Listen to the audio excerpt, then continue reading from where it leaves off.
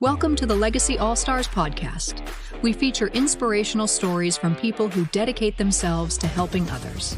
Here is your host, Alan Pavlosky. Welcome back, everyone. This is the Legacy All-Stars podcast, where we celebrate inspirational people making a difference in the lives of others. I'm your host, Alan Pavlosky, and today I am joined by a woman who has quietly built something remarkable, a coaching practice and movement that is helping high-achieving women step off the treadmill of perfection and people-pleasing and into a life of real clarity, purpose, and peace. Christine Knapp is the founder of MindWire Coaching, a certified neurocoach whose work is rooted in the neuroscience of lasting behavioral change. With an ICF coaching certification, advanced training in clinical mental health counseling, and a Sync certified neurocoaching credential, Christine brings both science and heart to everything she does. Through her proprietary Aligned Achievers Path framework, built around 3 transformative steps: explore, expose, and exchange, Christine has helped clients break free from anxiety, self-doubt, imposter syndrome, the patterns that keep capable women stuck. And I'm guilty of some of those as well. Her mission is beautifully simple: to help women rewire their minds so that their outer success finally matches how they feel on the inside. Christine, welcome to the show. Great to see you. Hi, Alan. Thank you so much for having me. Yeah. Let's jump right in. You describe yourself as a recovering perfectionist and people pleaser. I love that. Yes. What was the moment you realized you were living someone else's version of success instead of your own? You know, it's funny. I think sometimes the awarenesses that we have happen gradually over time. And then sometimes we are blessed. I mean, sometimes it doesn't feel like a blessing. It feels like a curse. But sometimes we are given an opportunity to have an awareness just in one transformative moment. And for me, that moment occurred in 2012 when I was on a cruise with some girlfriends. And, my children were young, and it was the first time that I had really gotten away and stepped outside of my role and my identity as mom. I was a stay-at-home mom at the time. I stayed at home with my children till my oldest was about 9 years old. And I was on the beach and I was surrounded by my friends, and all of a sudden it sort of just hit me like a ton of bricks that I had been numb for quite a while. And when I looked back, I realized I had been just going through the motions of success and what I should do and what was expected of me, which is not uncommon for someone who's my age. I'm 51 years old. I'm a Generation X. And so, we were told these are the steps to success. This is what you need to do in order to become an adult and make something of yourself in the world. And for some reason, all of a sudden on a beach, I think we were in the Bahamas, it hit me like a ton of bricks that I had been numb. And I think a lot of it was that I was finally feeling for the first time and having a good time. And I was outside of my identity as a wife and a mom that helped me really connect with Christine and who I was. And that there was a big difference between me and how I was feeling in those roles. Not that I didn't love the role of mom, and it wasn't that I always knew that I wanted to be a mother, but that was the first moment where I realized something was very off and it was feeling very unaligned. It wasn't aligned for me and it didn't feel good the way it had transpired. Got it. You made a bold leap in 2023, leaving a corporate coaching role to launch MindWire.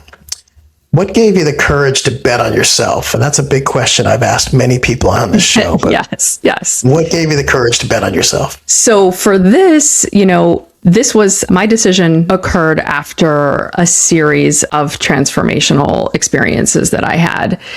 Sometimes maybe some of the listeners will identify with this, having a recurring thought in your mind over and over again. And sometimes the recurring thoughts are negative. I like to say we have an angel on our shoulder and a devil on the other shoulder.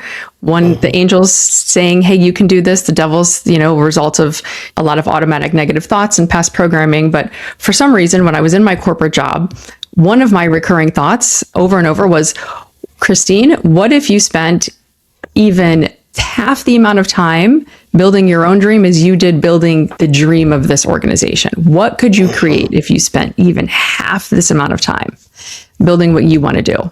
And so that recurring thought inspired me to get coaching certifications and pursue the neurocoaching certification that I got after the ICF training.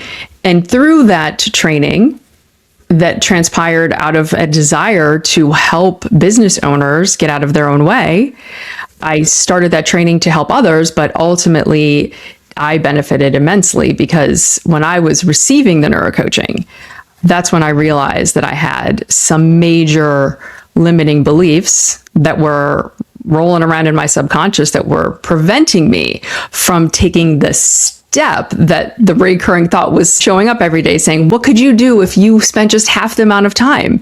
But underneath that was a lot of fear and self-doubt. And then when I went through the neurocoaching, I recognized what the fear and self-doubt was, and I was able to rewire my brain to take that leap. July 29th, it's actually quite funny. This podcast is going to come out right around the exact 3-year anniversary of my last day in corporate America. That's great. That's great. Yeah.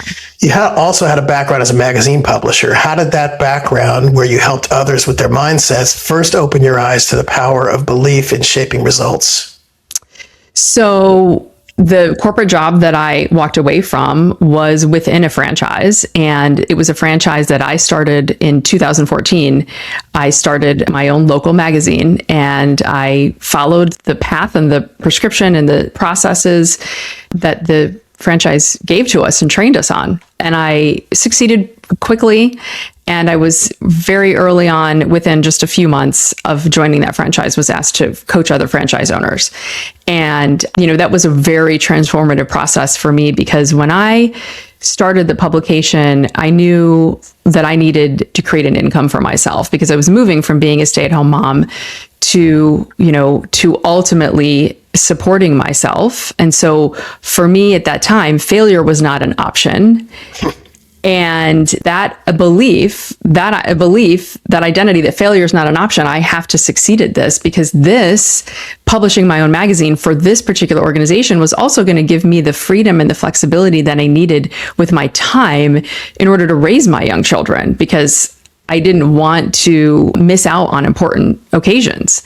And the company, the N2 company, the N2 Corporation is what they're called now, but they very much encourage people to have your magazine business and make sure that you maintain a work-life balance and spend time with your family. And so that gave me the confidence to say, okay, this is it, and failure is not an option, so I have to succeed. So what happened though was, when I did that, I started coaching other franchise owners, and I realized that everybody had the same information that I did, but I was one of a small percentage of people that succeeded quickly and as well. And that process of coaching them and understanding what their thoughts were and their fears were is what really got me obsessed with mindset work, because knowing what you need to do and actually doing it are two different things. So, absolutely, for me, accomplishing that, creating a magazine out of nothing, that was a level that my identity could support. But then for me, the next level of quitting the corporate job, walking away from the magazine business, and starting my own coaching business was an identity that was very scary for me. And that was an identity that was not aligned with, with what my subconscious was allowing me to believe was possible. So the corporate job that I walked away from, I was in charge. I was one of 2 performance coach managers, and we were coaching 40 coaches within that franchise, the magazine franchises, when they were coaching, 500 and some franchise owners around the United States. So that I was so grateful for that opportunity, because it did give me all the skill sets and the experiences and the awareness and the mindset that I needed to get here today. Absolutely.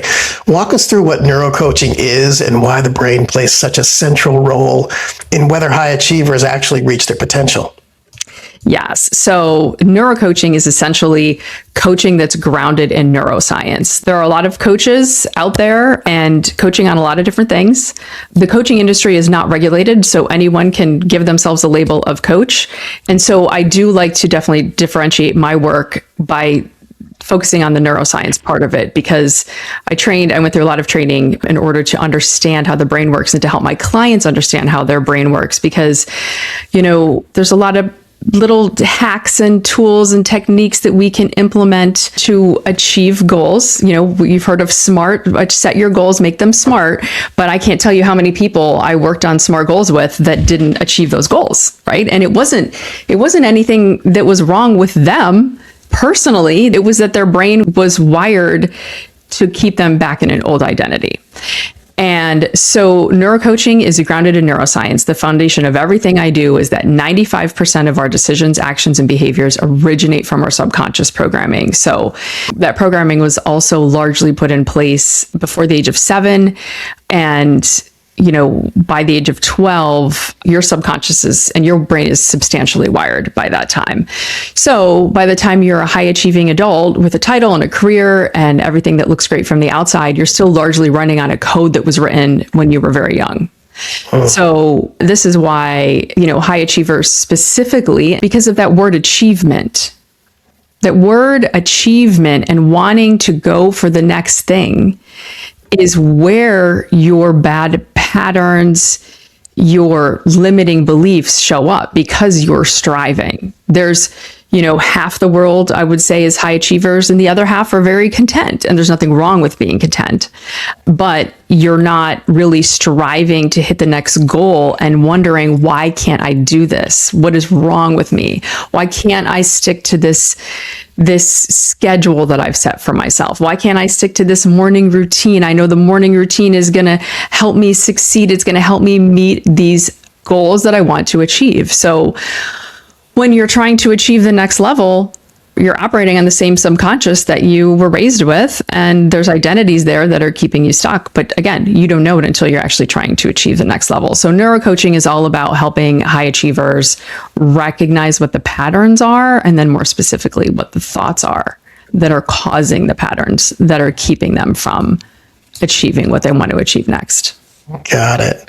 What is the difference between someone who has read every self-help book and still feels stuck versus who has done the deeper rewiring work? Yeah. So the person who's read every book has been working on the 5% of their consciousness, right? They know the concepts and they may even be able to teach them, but knowing and then being wired are two entirely different things. So there's an analogy that I use all the time, which is, you know, if somebody's moved and they have to drive a new route to a grocery store or to work, when you first get in the car to make that drive, you have to think about where you're going. And you have to think about the turns. And maybe if you've left the house and now you're driving and it's during rush hour, you have to think, well, what's going to be the quickest way to get there? But eventually in time, you drive the route enough times that you get in your car, you can be talking on the phone on Bluetooth the entire time, and you never give one conscious thought to where you're going because your brain wired those directions into your subconscious.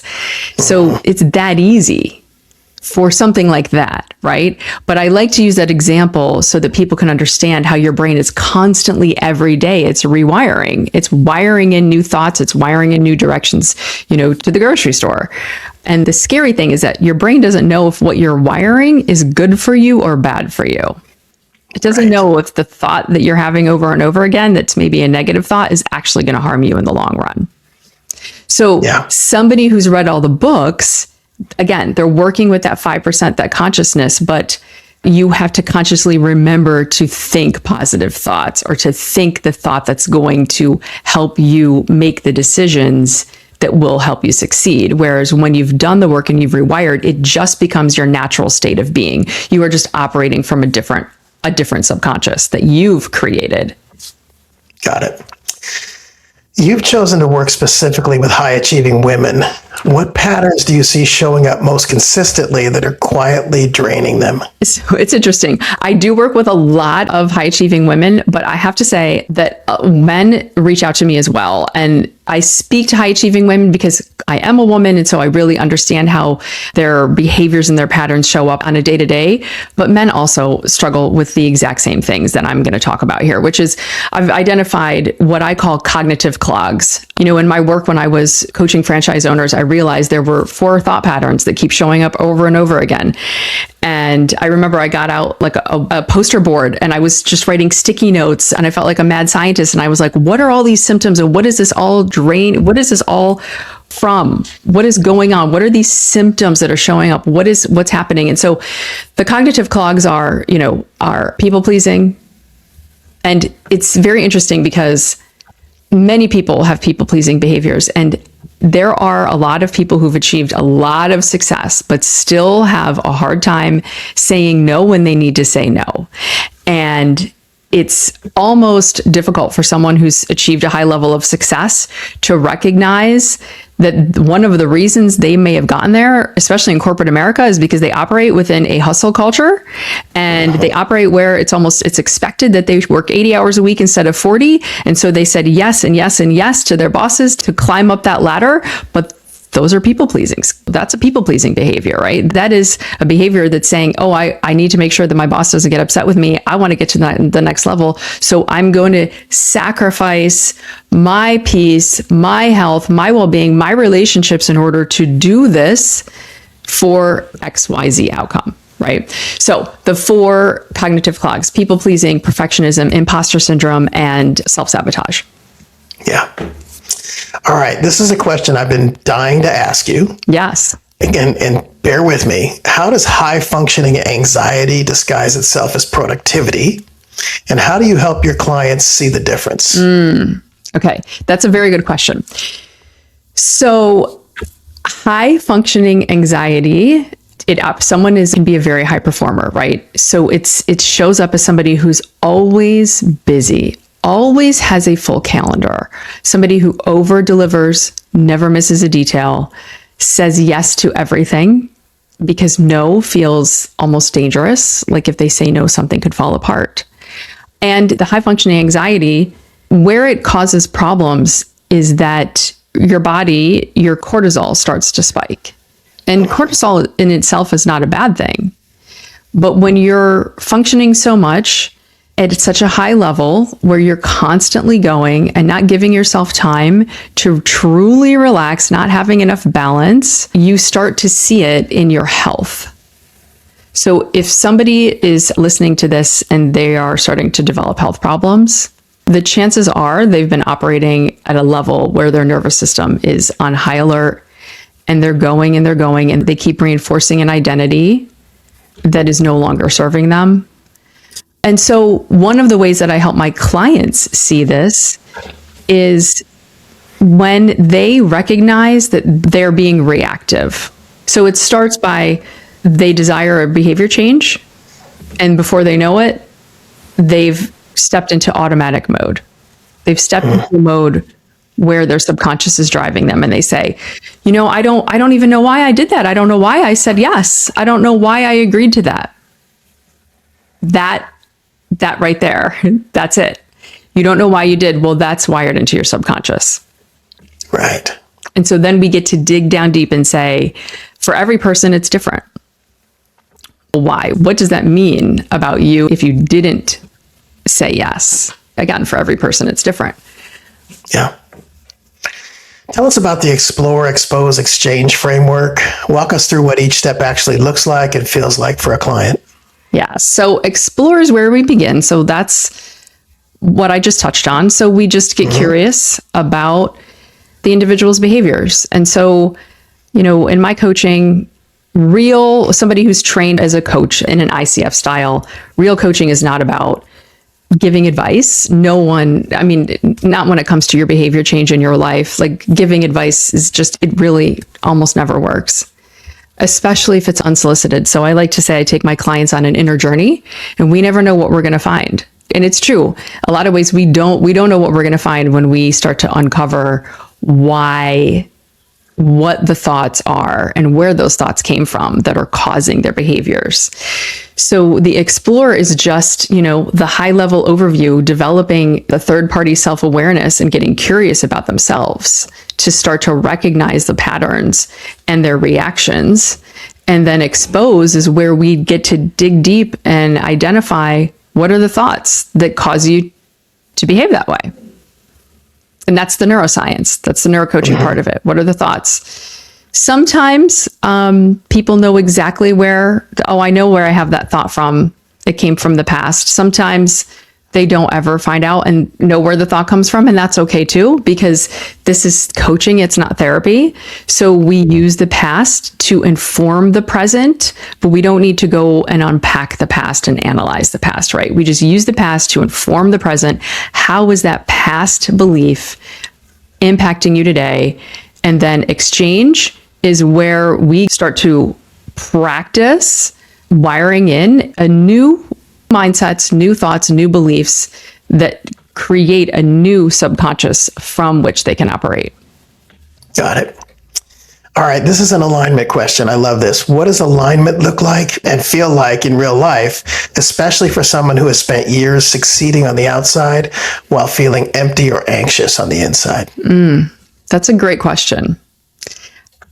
So alignment to me is when you can go through your everyday life with a certain sense of calm and peace, where you're outside and what you're doing on a day-to-day basis matches who you see yourself as inside. And when you've created a life that is aligned, meaning like, your head, your heart, and your soul are all operating on the same level, at the same frequency, it feels true, right? There's no static, I should say, in how you're showing up and in who you're associating with and how you're reacting and how you're responding, what you're saying yes to and what you're saying no to. You don't second guess yourself. I'm not saying that all of that completely goes away, right? I'm not sitting here describing alignment saying like, I've achieved it, I'm perfect. But I've definitely achieved a lot more alignment in my life since that day in 2012. And now, we're doing this interview 14 years later. And so, one of my goals with coaching is to help women and men get to a place of alignment where they can sleep peacefully at night and they go through life feeling calm and peaceful a lot quicker than it took me. It took me, 12 years, let's say, to get here, and a lot of work and a lot of books and podcasts and so much. I think I have over 200 books in my Audible library. And it wasn't until I did the neurocoaching certification that I actually made change. Right. What gives you the most energy in this work? Is there a client story or a breakthrough moment that still stays with you? So what gives me the most energy in my work is 100% my clients.